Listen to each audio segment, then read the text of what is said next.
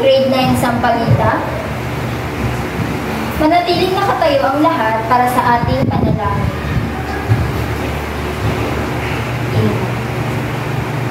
Bago kayo magsiupo, ay nais kong ayusin niyo muna ang inyong mga upuan at pakipulot ang mga kalat na inyong nakikita. Maraming salamat. Class, meron bang lumiban sa ating klase? Magaling! Dahil kayong lahat ay naririto, nais kong bigyan niyo ang inyong mga sarili ng 3 palakpak. 1, 2, 3. Bago tayo dumako sa ating panibagong talakayin, tayo ay magbabalik-aral muna. Ano nga ba ang kahulugan ng ekonomiya? Yes, Rosalie? Tama. Ang ekonomiya ay ang pag-aaral ng kung paano ginagamit ng mga tao ang kanilang mga limitadong resources.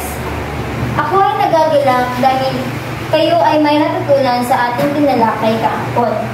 Ngayon naman ay dumako na tayo sa ating panibagong talakayin. Pero bago yan, ako ay may hinandang maikling aktibidad para sa inyo. Ang aktibidad na ito ay pinamagatan kong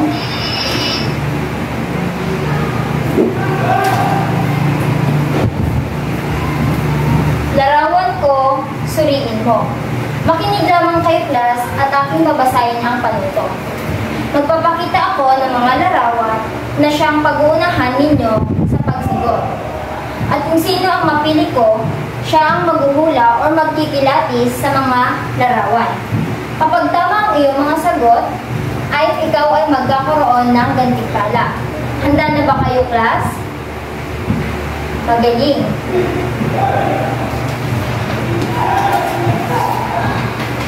Ang unang larawan ay Yes, Geneva. Tama. Sunod na larawan naman ay Yes, Mika. Magaling. Tama ang mga sagot ninyo. Ang mga larawang aking ipinakita ay ang mga proyektong pinupuntahan ng mga pamahalaan. Naintindihan ba, class? Magaling. Base sa inyong aktibidad na ginawa, nagkaroon ba kayo ng ideya kung patungkol saan ang ating tinalakay? Yes, Jen. Magaling. Ang ating tatalakay ngayong araw ay ang patungkol sa patakarang piskal. Bago natin tuloy ang talakayin ng ating paksang aaralan ngayong araw, babasahin ko muna ang ating layunin.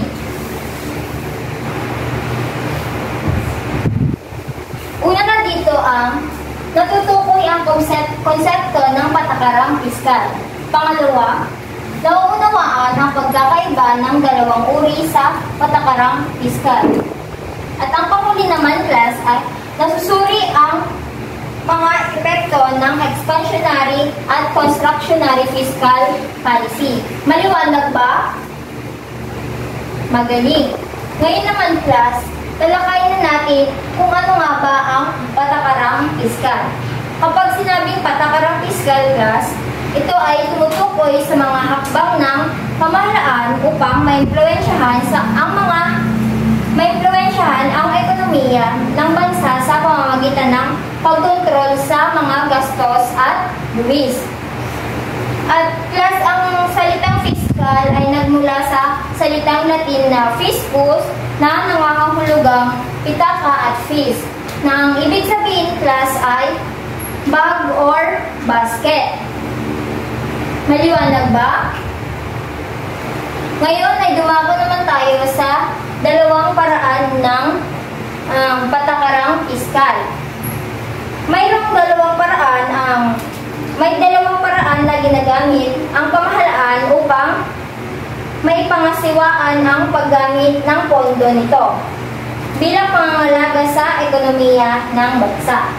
Ang dalawang paraan na iyon, class, ay ang expansionary fiscal policy at constructionary fiscal policy.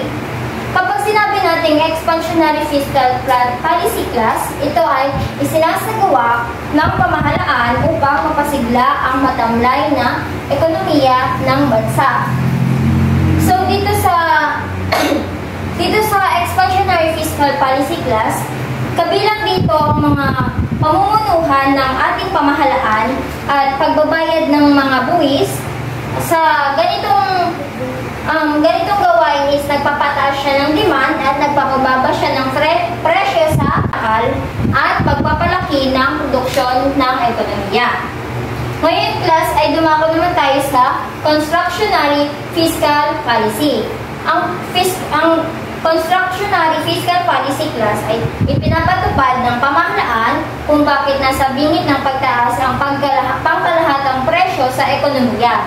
Dito sa constructionary fiscal policy class is dahil lang mataas na demand, supply na nagdudulot ng implikasyon, kabilang sa mga hakbang nito ang pagbabawas sa gastusin ng pamahalaan, pagsasakribasyon ng ilang mga pampublikong korporasyon at pagpapataas sa singil ng buwis. Maliwanag ba class? Naintindihan ba ang ating aralin ngayong araw? Ano nga ulit ang dalawang patakarang fiskal? Tama, Nicole. Kayo ba ay may katanungan?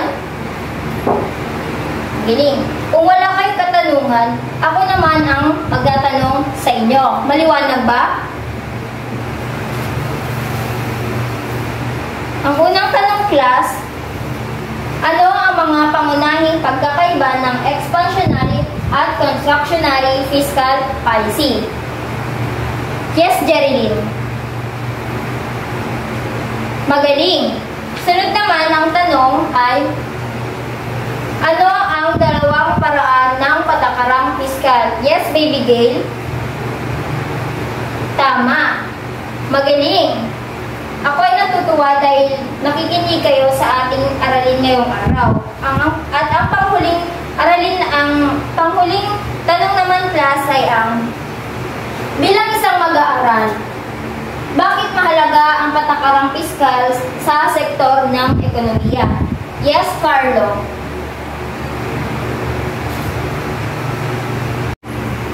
Napakahusay class. Palakpakan ninyo ang inyong mga sarili at ako ay lubos na gagalak dahil kayo ay may natutunan sa ating aralin. Ngayon naman ay maglabas kayo ng malinis na papel at sagutan ito.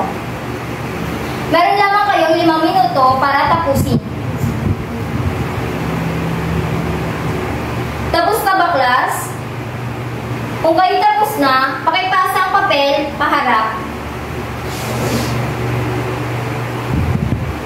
Maraming salamat.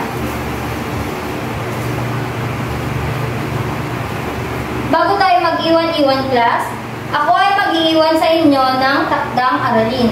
Ang takdang aralin na iyon ay basahin lamang ang susunod nating talakayin sa pahina 210 hanggang 212.